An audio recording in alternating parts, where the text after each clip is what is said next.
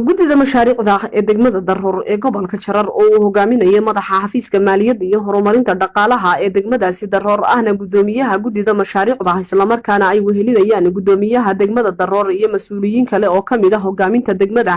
ayaa xariga ka jaray mashaariicaha horumarineed ee xarunta degmada laga hirgeliyay isla markaana ay kamid yihiin xafiiska maamulka ee degmada xafiiska maaliyadda iyo horumarinta dhaqaalaha xafiiska dhalinyarada iyo ciyaaraha iyo madasha shirarka oo dib u habeyn lagu sameeyay iyo sidoo kale dugsi lagu sameeyay balaarin iyo dayactir waxaana dhismaha mashaariicdani xariga laga jaray nooga warbixiyay gudoomiyaha degmada Daroor mudane Axmed Cali Axmed iyo sidoo kale madaxa xafiiska maaliyadda iyo horumarinta dhaqaalaha ee degmada Daroor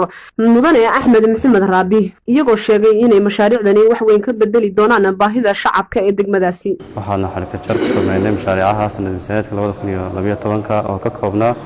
5 mashruuc oo ah dhismaha iyo dhismayaasha kala duwan ay ka mid yihiin xafiiska maaliyadda xafiiska maamulka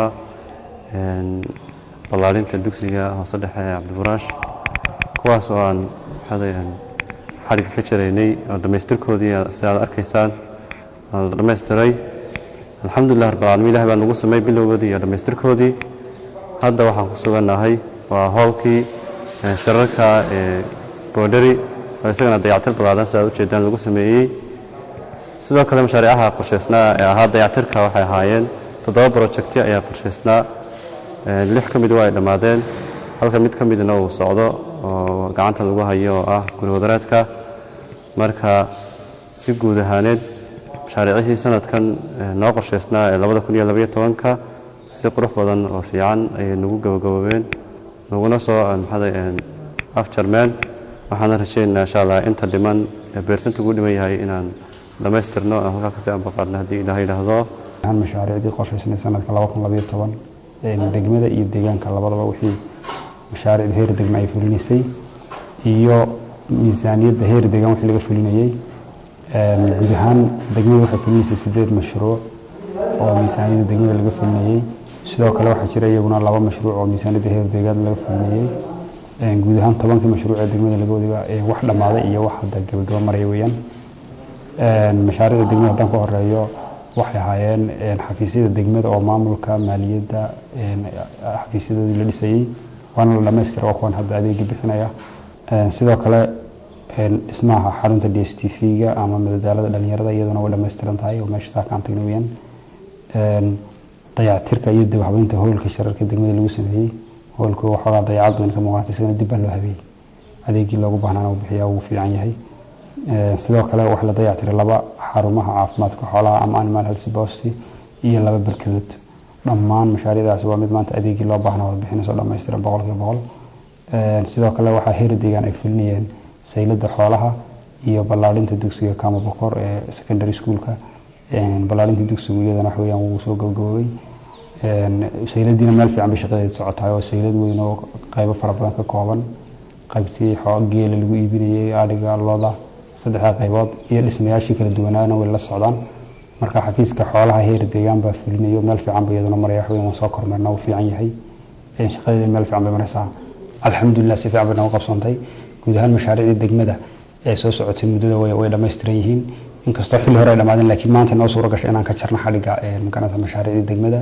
geesta kale qaar kamid ah waxgaradka hooyooyinka iyo qaybaha kale ee bulshada ee degmadaasi Daroor ayaa bogaadiyay isla markaana xukuumadda deegaanka iyo maamulka degmadaba uga mahad celiyay mashaariicahan kala duwan ee xariga laga jaray waxaan ahay odayaasha halkan aan joogno waa howlkii Bolderi waa mashaariicda 2012 laga fuliyay buu kamid yahay degmada Daroor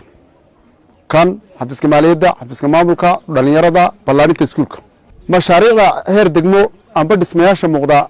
waa qaybtii ugu horeysay ka muuqan karta degmooyinka amba xafiisyo la arki karo amba hool ha haato waa qaybaha la arki karo waa koobay ka inbaan oran karaa designskii loogu talagalay mashaariicdan socota maamulka maaliyadda hoolka dhalinyarada designkii loogu talagalay waa kuwa ka taya sareeya habka loo dhisay waa qaar aad u heer sareeya waxaan oran karaa Daroor hal mashruuc oo muuqan kara oo hore magaalada gudaheeda lagama fulin hadda 2012 waxay ka horeeyay degmadu 10 sanadood bay ahayd hal xafiis la gali karo oo oran karaa la dhisay ma aragno marka xarunta marka laga hadlo xaqda marka laga hadlo waa la arkayaa way muuqdaan waxaan ka hadlayaa mashaariica sanadkan cusub 2012 noo qabsoomay وحوي ميدان بقولكيبا 9 aad ugu faraxsanahay aad boqolkiiba 9 ugu faraxsanahay dadweynaha ku nool degmada gudaheeda iyo dabadeedaba waa waxa weeye waa qaar aad u dardar galiyay boqolkiiba 9 aad u dardar galiyay ahmiyad aanu aad ugu hayno ahmiyad hor leh oo aad ugu hayno weeye marka insha Allah bidmilaahi karim waxaan ku rajaynaynaa wax qabadka inta laga dhamaan shicibka degmada inta ka tiro koobantay ku nool inta in ka badan oo kale insha Allah bidmilaahi karim oo qabsoonto ayaan ku rajaynahay degmada Daroor oo la aasaasay sanadkii 2003 ee tirsi taariikheedka dalka ayay labadii sano u dambeysay waxay xukuumadda deegaanku ka fulisay mashaariic la taaban karo mashaariicaha sanadkan la fuliyay ay ku baxday lacag gaaraysa 5 milyan iyo 700 oo bir iyadoo waqti xaadirkan uu bilow fiican marayo mashruuca saylada xoolaha uu ka fulinayo xafiiska xoolaha ee dawladda deegaanka Soomaalida sayladaas oo ah mid si casri ah loo dhisayo